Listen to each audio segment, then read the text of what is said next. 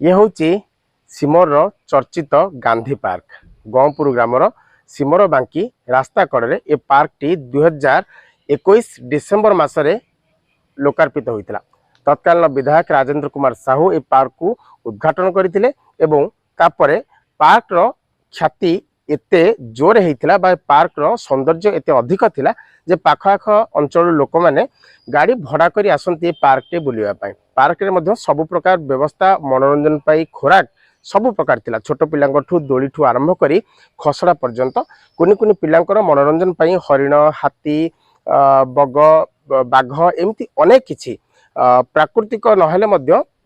Fibre निर्माण करा जाइथिबा प्रतिकृति रहितला जहाकू समस्ते उपभोग करुथिले एवं आनंद रे पार्क रे किछि समय बितौथिले।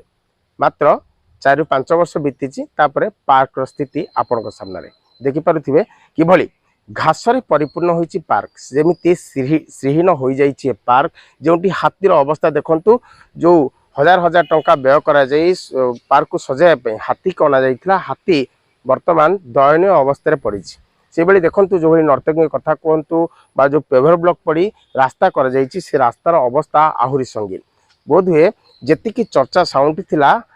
पार्क एबे सेतिकी दर्शक बा जो माने आसुछंती बुलिया पई से मानको आदृत लाभ करि पारुनी से मानको मनोरंजन करि पारुनी। एपटे देखि पारुथिबे हरिण किभली दयनीय अवस्था रे पड़िछंती जेमती रक्षणाबेक्षण नाही जोंठी कि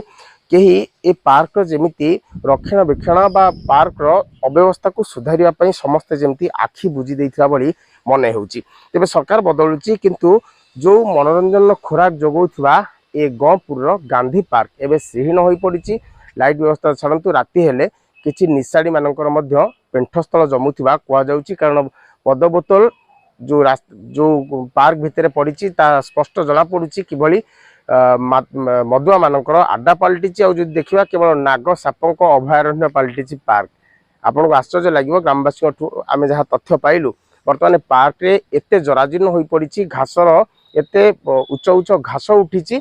बर्तमान नाग सापंकर एटा होची पार्क एटा आ मनोरंजन पई आसुना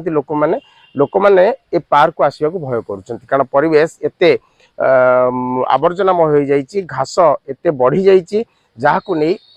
स्थानीय अंचलवासी माने जो पूर्व जो स्वप्न देखिथिले आमे पार्क को जीवु टिके मनोरंजन करिवु टिके मनोरंजन खोराक जोगेबु किंतु ताहा ए संभव होई पारुनी। एथिपाई दायी कि ब्लॉक प्रशासन कथा कहतु कि स्थानीय प्रशासन जदि यार मरामती बा यार पुनरुद्धार पई टिके व्यवस्था करते बोधे पूर्व भली ए पार्क पुणी हसी उठंता एवं पूर्वर चमक पुणी फेरी आसंता। सेतेबेले प्राय लक्ष लक्ष टंका व्यय फाउंटेन वाटर ठू आरंभ करी विभिन्न साजसज्जारे हसी उठुथिला पार्क किंतु वर्तमान दिन केटा भितरे ए पार्क एमिति जराजीर्ण होई पड़ी रही जे लोक मैंने या भितर को आसवा डरुंट। टिकेट घर करा जाइथिला एथिपाई माली को नियोजित करा जाइथिला से भली ठंडा पानीय जल व्यवस्था करा जाइथिला किभली लोक मैंने आसीबे आराम रे एठी बसिबे एवं बसिला परे किभली मनोरंजन करि परिबे सबुर व्यवस्था करा जाइथिला किंतु वर्तमान पार्क एबे श्रीहीन होई पड़िछि। प्रशासन ए पार्क रो पुनरुद्धार दिगरे पदक्षेप नेउ एवं पूर्व भली ए गंपुर गांधी पार्क चमक फेरी पाउ यही कामना।